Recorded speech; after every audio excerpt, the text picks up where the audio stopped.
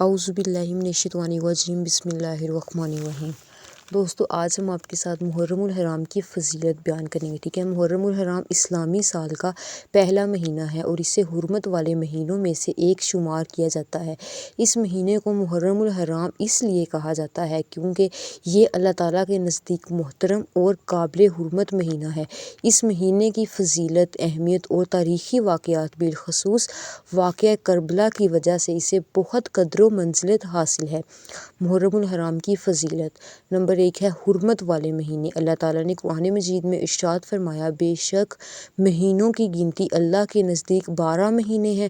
اللہ کی کتاب میں جس دن اس نے آسمانوں اور زمین کو پیدا فرمایا، ان میں سے 4 حرمت والے مہینے، اور وہ 4 حرمت والے مہینے کون سے ہیں؟ ان 4 مہینوں میں ذوالقعدہ، ذوالحج، محرم اور رجب شامل ہیں۔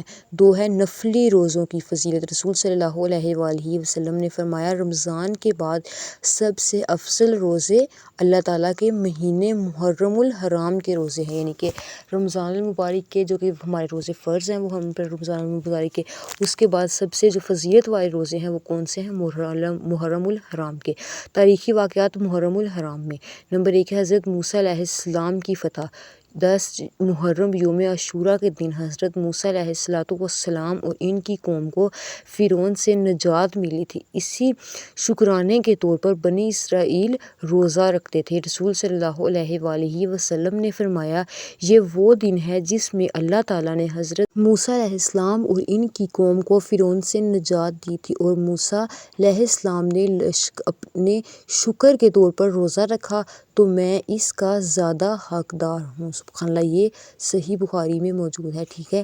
لہٰذا آپ صلی اللہ علیہ وآلہ وسلم نے عاشوراء کا روزہ رکھا اور صحابہ کرام رضی اللہ تعالیٰ عنہ کو بھی اس کا حکم دیا، یعنی کہ وہ بھی روزہ رکھے، ٹھیک ہے۔ واقعہ کربلا یعنی کہ 10 محرم 61 ہجری یعنی کہ 61 ہجری، یہ اسلامی تاریخ کا سب سے المناک اور عبرت ناک واقعہ ہے۔ حضرت امام حسین نواسۂ رسول صلی اللہ علیہ وآلہ وسلم، خلیفہ چہارم حضرت علی رضی اللہ تعالیٰ عنہ اور حضرت فاطمہ رضی اللہ تعالیٰ عنہ کے بیٹے تھے۔ یزید بن معاویہ کی بیعت نہ کرنے پر امام حسین رضی اللہ تعالیٰ عنہ کو مدینہ سے مکہ اور وہاں سے کوفہ کی طرف سفر کرنا پڑا۔ کوفہ والوں نے امام حسین رضی اللہ تعالیٰ عنہ کو دعوت دی، مگر یزیدی لشکر نے کربلا کے میدان میں آپ کو روک لیا۔ 10 محرم کو امام حسین رضی اللہ تعالیٰ عنہ، ان کے اہل بیت اور ساتھیوں کو پیاسا شہید کر دیا گیا۔ شہادت سے پہلے 3 دن کے بچے حضرت علی اصغر رضی اللہ تعالیٰ عنہ، بھتیجے حضرت قاسم رضی اللہ تعالیٰ عنہ، بیٹے حضرت علی اکبر رضی اللہ تعالیٰ عنہ اور بھائی حضرت عباس رضی اللہ تعالیٰ عنہ بھی شہید ہوئے۔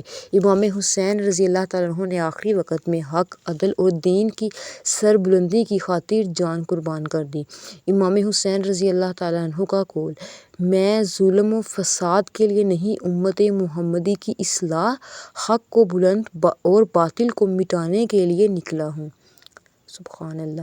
دیگر اہم واقعات ہیں جو کہ ان روایات کے مطابق ہے، اب ہم آپ کے ساتھ وہ شیئر کرتے ہیں، ٹھیک ہے۔ اس میں ہمارے پاس پہلا ہے حضرت آدم علیہ السلام کی توبہ قبول ہوئی تھی۔ اس میں حضرت نوح علیہ السلام کی کشتی جودی پہاڑ پر جا ٹھہری۔ نمبر 3 ہے حضرت ابراہیم علیہ السلام کو آگ سے نجات ملی۔ نمبر 4 ہے حضرت ایوب علیہ السلام کو بیماری سے شفا ملی۔ نمبر 5 ہے حضرت یونس علیہ السلام کو مچھلی کے پیٹ سے نجات ملی۔ اور اس کے بعد ہے ہمارے پاس محرم میں ہماری ذمہ داری، یعنی کہ جب محرم الحرام کا مہینہ ہے اس میں ہماری کیا ذمہ داریاں ہوتی ہیں، ٹھیک ہے۔ نمبر 1 ہے نیا سال نیکی، توبہ اور عبادت سے شروع کریں، ٹھیک ہے۔ آپ نے اس میں نیکیاں کرنی ہیں، توبہ کرنی ہے اور عبادت کرنی ہے۔ نمبر 2 ہے عاشوراء کے دن روزہ رکھیں، اور بہتر ہے کہ 9 اور 10 یا 10 اور 11 محرم دونوں رکھے جائیں، یعنی کہ روزے ان میں سے آپ نے 2 کے روزے رکھنے ہیں۔ اچھا، نمبر 3 ہے حضرت امام حسین رضی اللہ تعالیٰ عنہ اور شہداء کربلا کی قربانی کو یاد رکھ کر حق، صبر اور عدل کے اصول اپنائیں۔ نمبر 4 غم اور سوگ کو غلو اور بدعات سے پاک رکھیں۔ نمبر 5 قرآن و سنت کی روشنی میں اصلاح کریں، رسم و رواج سے اجتناب کریں، ٹھیک ہے۔ اگر آپ کو کوئی مزید معلومات چاہیے آپ بتا سکتے ہیں کمنٹس میں۔